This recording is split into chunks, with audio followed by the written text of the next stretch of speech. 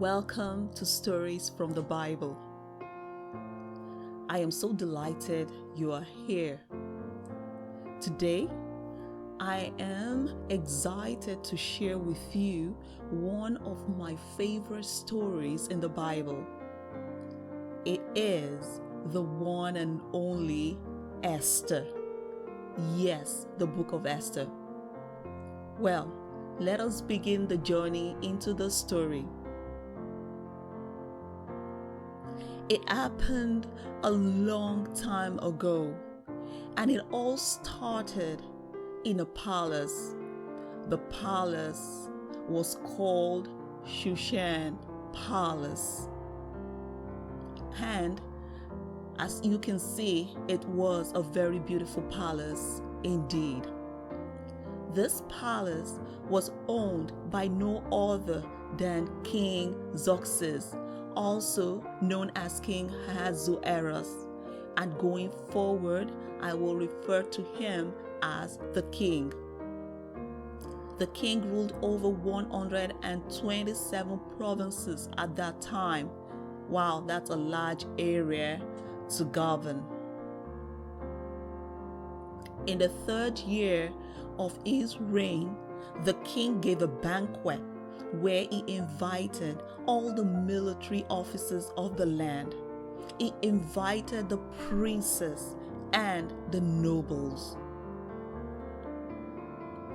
This celebration was elaborate and lasted 180 days. Yes, you heard me, 180 days. That's about 6 months of celebration. The king made a great show of his wealth and splendor of his majesty.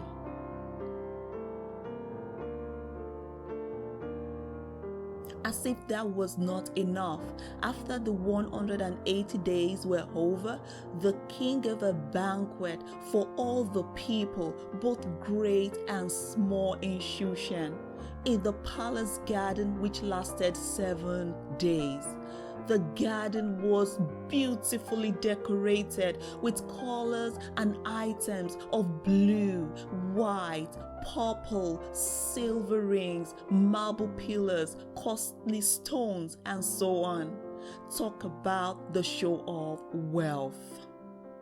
Drinks were served in gold goblets of various designs, and the royal wine flowed in abundance, and there was no limit placed on the drinking, because the king gave an order to his servant to serve each man as much as they wanted.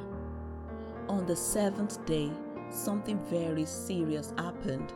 Did you just ask what? Well, thanks for asking. On the 7th day of the feast, the king was high in spirit because of the wine, and he called on his 7 eunuchs, like servants, who attended to him. He told them to bring Vashti, his queen. He said Queen Vashti should come to him wearing the royal crown on her head. Why? I am glad you asked again. The king wanted the nobles and all other men to gaze on her beauty because she was very beautiful. However, the queen refused to go to the king, and the king was very angry. He consulted with 7 wise advisors who were nobles and who knew the laws and custom of the land. He asked them for what he could do about the queen's disobedience. One of the nobles, called Mordecai, told the king and all the nobles that the queen had wronged not only the king, but every noble and citizen throughout the king's empire. He went on to say, because of the queen's action, all other women in the land will despise their husbands, treating them the same way the queen had treated the king. Mordecai then advised the king to give a written law of the land that cannot be revoked. the law should state that Queen Vashti be banished forever from the presence of the king. It said that the king should choose another queen more worthy of Vashti to replace her. That was exactly what happened.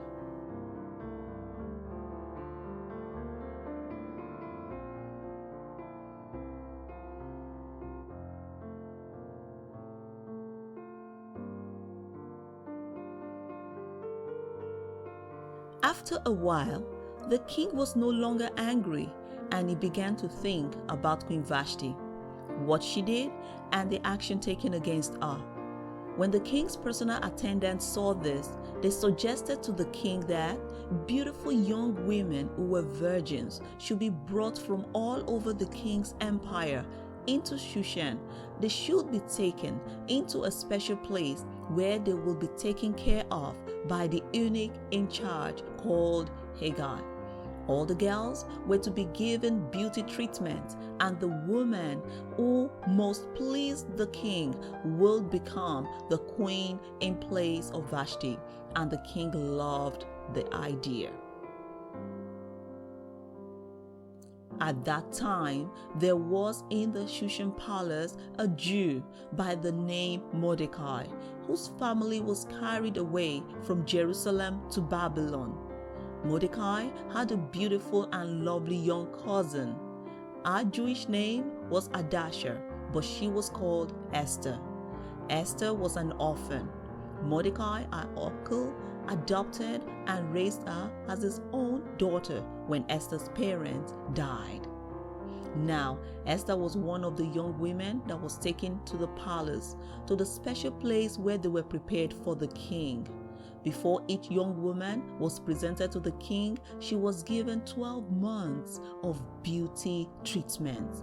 Yes, 1 year of beauty treatment.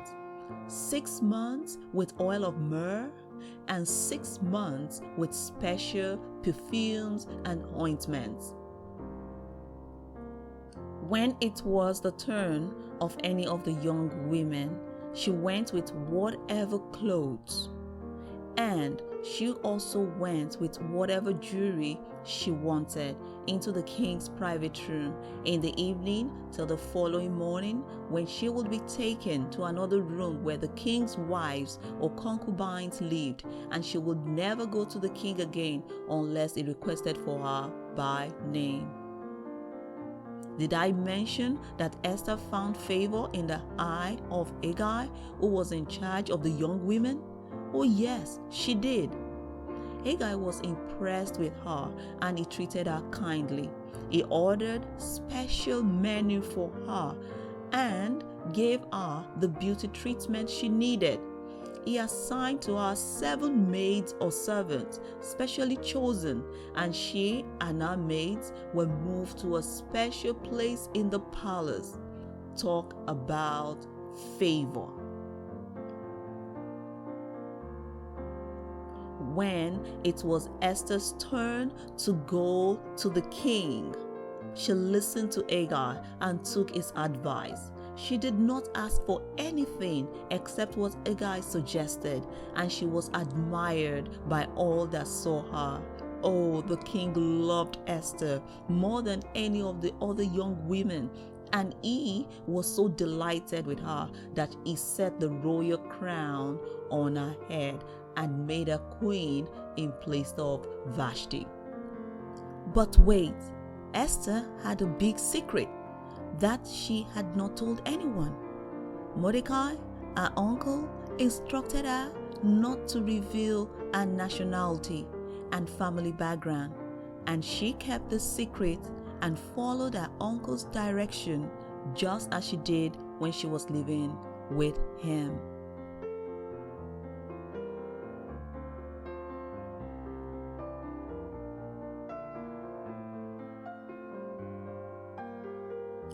There was a time when 2 of the king's servants planned to kill the king.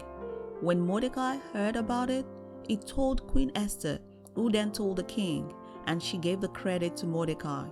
There was an investigation, and it was found out that the plan to kill the king was true, and the two men were hanged. The king promoted one of his nobles. His name was Haman. He was the most powerful official in the whole empire.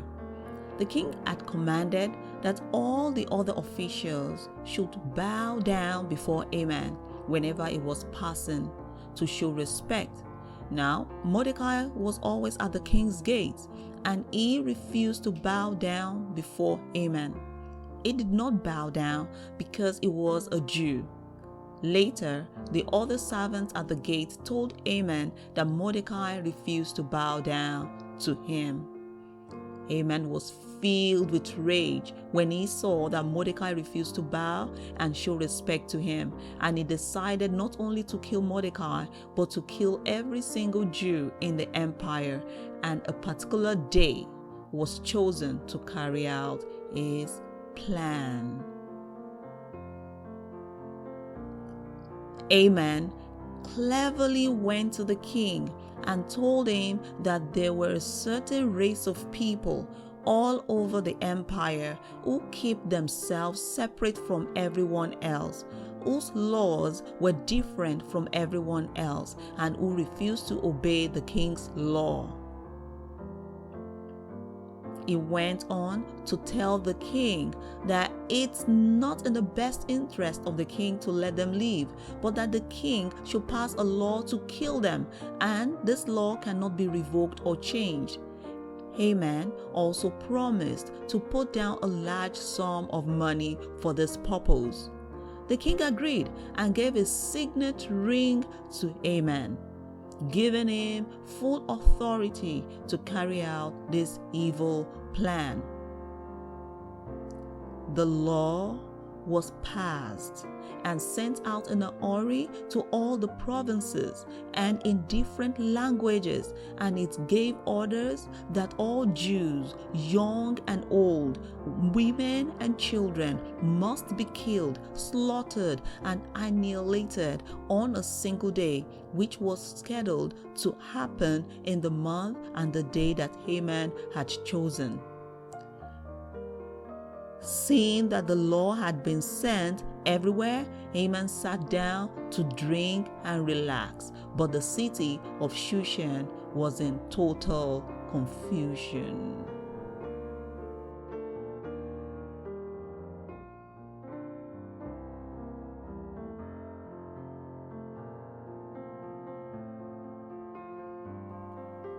When Mordecai learned about all that was going on, he was very sad, and he tore his clothes. He put on mourning clothes and ashes. He went back into the city crying with a loud and bitter cry, because he knew the evil that has been plotted against his people, the Jews, to kill them all. He then came to the gates of the king's palace, but would not be allowed in, because no one could enter through the gates wearing mourning clothes. There was great weeping and mourning among all the Jews. The Jews wept. Oh, they wept. They fasted and they wept. They wept, and there was great weeping among all the Jews. They wailed. They were sad. There was great weeping and mourning. And the Jews, they were in mourning clothes. When Esther heard that her uncle was in such a state, she was deeply distressed. She quickly sent new clothing to him, but he refused. The queen then sent one of her servants to him to find out what the matter was. The servant went and asked Mordecai, who explained everything that Haman had planned. He gave a copy of the law to the servant, and and asked the servant to tell Queen Esther to go and beg the king to have mercy and plead for our people. The servant returned to Esther and delivered the message. But this was a big challenge for Queen Esther. The challenge was that no one was allowed to enter into the king's court, inner court, without an invitation. Anyone who appeared without the king's invitation is doomed to die, unless the king holds out his golden scepter. Then his life is spared, and the king had not asked for Esther to come for the past 30 days. Mordecai sent a reply to the queen that she should not think that she was safe and would not be killed because she was in the palace. He told her that if she kept quiet at this time, deliverance and relief will come to the Jews from somewhere else, and she and her relatives will die. He said, who knew if she was made queen for such a time like this? Queen Esther then sent a message back to her uncle, telling him to gather all the Jews in Shushan Palace and fast for her, not to eat or drink for 3 days, night or day, and she and all her maids will fast too. She said, though it is against the law, she will go and see the king, and she said, if I must die, I must die. Mordecai did as he was instructed. On the 3rd day of the fast, Queen Esther appeared in the inner courts of the king's palace, wearing her royal robes. When the king saw her standing at the entrance, he welcomed her, stretching out his golden scepter towards her, and she came to him and touched the end of the scepter. The king asked her what her request was, and the king was willing to give the queen up to have his kingdom. Queen Esther requested that the king and Haman come for the banquet she had prepared, and they went. While they were eating, the king asked Queen Esther again what her request was, and she asked that the king and Haman should come to the banquet she was going to prepare the following day, and there she would tell the king her request.